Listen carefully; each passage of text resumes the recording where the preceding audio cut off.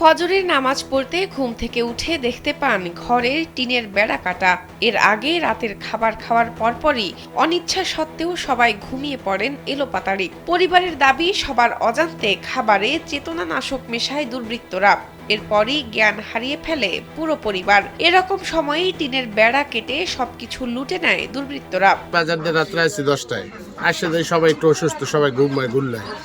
আমি তো সুস্থ মোটামুটি আসছিলাম, কিন্তু আমিও খাবার খাইছি। খাবার খাই আমিও রাত 1টার পরে ঘুম পড়ে গেছি। এরপরে সকালে উঠতে আর 4টার পরে উঠছি ফজর খালে কি উঠে দেয় সব ঘর চুরি হয়ে গেছে, সোনা টোনা টাকা পয়সা যে আসলে মোবাইল সে সব নিয়ে গেছে। এরপর বাইরে নেমে দেয় যে খাবারের ওই জায়গায় যে গুঁড়ো ফেলাই না, মেডিসিন এগুলো পড়া এগুলো খাওয়াই সব অসুস্থ, সব হাসপাতালে। Introducing High Gloss by Akij Port. মঙ্গলবার রাতে পটুয়াখালীর কলাপাড়া উপজেলার টিয়াখালী ইউনিয়নের পশ্চিম বাদুরতলী গ্রামের আব্বাস হাওলাদারের বাড়িতে এ ঘটনা ঘটে। গুরুতর অসুস্থ হয়ে হাসপাতালে ভর্তি হয়েছেন ওই পরিবারের 6 সদস্য।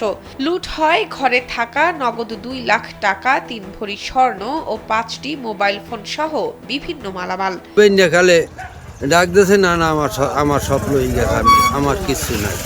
এই তো আইলাম আমরা বাইরে টেরে যারা আনলাম কাছাকাছি, সবাই আসছিয়া দেখলাম যে আসলে সব নেছে। কলাপাড়া থানার ভারপ্রাপ্ত কর্মকর্তা জুয়েল ইসলাম জানান, এ ঘটনায় কেউ অভিযোগ করেনি। অভিযোগ পেলে আইনানুগ ব্যবস্থা গ্রহণ করা হবে।